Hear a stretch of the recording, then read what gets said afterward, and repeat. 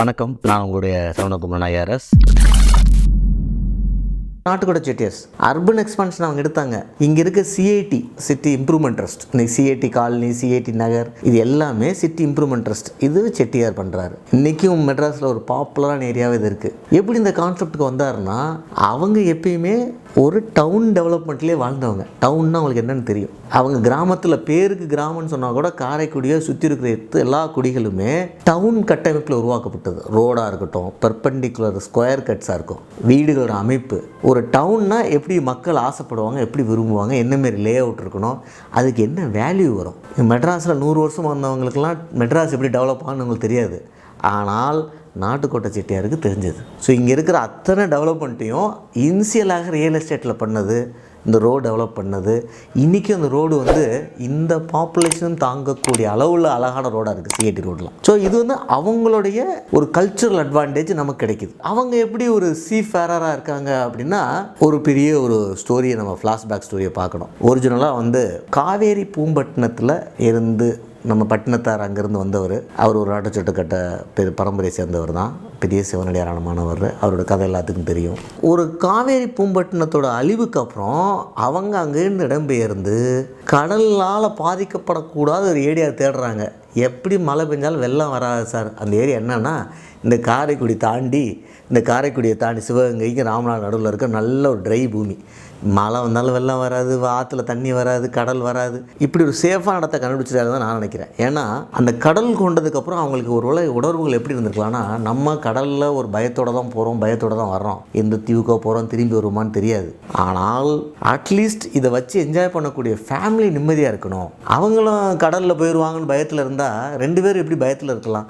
அப்போ ஒரு நல்ல இடத்த, சேஃபான ஒரு மேடான இடத்த தேடி போயிருக்காங்க. அவங்களுடைய ஒரு நாட்டுப்புற கதை எப்படி வருதுன்னா, அவங்க போய் ராமநாடு ராஜாட்ட கேட்குறாங்க, எங்களுக்கு ஒரு இடம் வேணும்னு. அவர் ஒரு 8 குடி கொடுக்குறாரு. அங்கே அவங்களோட குலதெய்வம் கோயிலை சுற்றி வைக்கிறாங்க, 9 கோயில்கள். அதை வச்சு தான் அவங்க வாழ்க்கை வருது.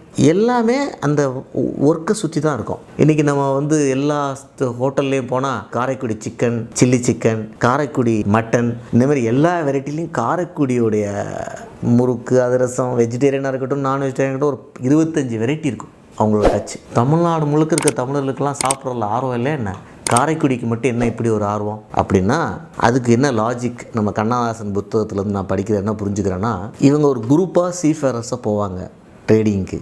ஒரு 100 இயர்ஸ் வரைக்கும் அப்படி தான் போயிருக்கு. இப்போ தான் அந்த சீஃபேரர், அந்த ட்ரேடிங்லாம் கொஞ்சம் கம்மியாகிடுச்சு. அவங்க நிறைய வேறு பிஸ்னஸ் மாறிட்டாங்க. அவங்க திரும்பி வரும்பொழுது வந்தாங்கன்னா ஒரு 2-3 மாதம் லேண்டில் தங்குவாங்க. ஏன்னா அடுத்த ட்ரேடிங்குரிய மெட்டீரியலை கலெக்ட் பண்ணணும், அப்புறம் ஷிப்பை ரெடி பண்ணணும், அப்புறம் திருப்பி ட்ரேடிங் ஆரம்பிக்கணும். ஸோ இவங்க நம்ம எப்படி சபரிமலைக்கு மாலை போட்டு சாமியார் ஒரே குரூப்பாக போகிறோமோ, அதுமாதிரி அவங்க ட்ரேடிங் ஒரே குரூப்பாக பண்ணுறாங்க. அந்த குரூப் இங்கே 2-3 மாதம் வந்தால் லைஃப்பை ரிலாக்ஸ் பண்ணுறதுக்கு என்ன பண்ணுறாங்க, தினமும் காலையில் எந்திரிச்சோன்னா மொதல் வேலையை ஏதாவது ஒரு பங்களா, அந்த பங்களாவில் உட்கார வேண்டியது. அந்த பங்களாவில் சீட்டு ஓடிக்கிட்டே இருக்கும், ஒரு பக்கம் சமையல் போயிட்டே இருக்கும். தினமும் சாம்பார் அப்படி வைக்க முடியும், தினமும் ரசம் அப்படி வைக்க முடியும். ஸோ ரசத்தில் 10 ரசம், சாம்பாரில் 10 சாம்பார். சிக்கனை எப்படி சிம்பிளாக சாப்பிட்றது, அதுலேயே ஒரு 8 வெரைட்டி. ஏன்னா 3 மாதம் திருவிழா மாரி தினமும் சாப்பிட்டே இருந்தால், ஒரு பக்கம் ஈவினிங்கில் ஸ்வீட்டு, அப்போ பல விதமான ஸ்வீட் சாப்பிட வேண்டியிருக்கு. ஸோ ஒவ்வொருத்தங்களும் போட்டி போட்டு வெரைட்டி ஃபுட்டில் பண்ணுறாங்க. ஸோ ஒவ்வொரு பங்களாலையும் ஒரு குஷன், ஒரு குக்கு, அந்த குக்கு ஒரு புது இன்னோவேஷன். ஆட்சிகள் பார்த்திங்கன்னா ஸ்டார் ஹோட்டல் செஃப் மாதிரி இருப்பாங்க. அவங்க எதையும் தொடரதில்லை, ஆனால் அவங்க சொல்லிகிட்டே இருப்பாங்க, இப்படி பண்ணு, அப்படி பண்ணு, இந்தமாரி பண்ணுன்னு.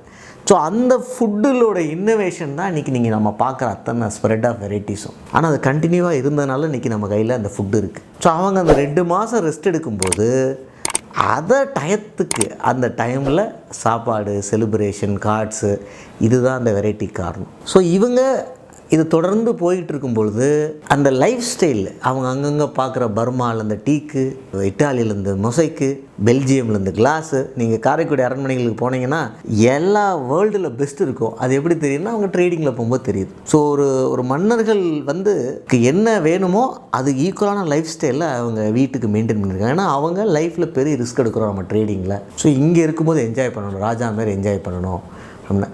ஆனால் ரொம்ப ஆச்சரியமாக இவ்வளோ பணம் இருந்தும் எந்த காலத்துலேயும் ஒரு அரசியல் பவருக்கு அவங்க ஆசைப்படலை. அவங்களால ஒரு ஆர்மியை உருவாக்கியிருக்க முடியும், ஒரு பெரிய ட்ரேடு இதை க்ரியேட் பண்ணியிருக்க முடியும். பட் ஆசைப்படல.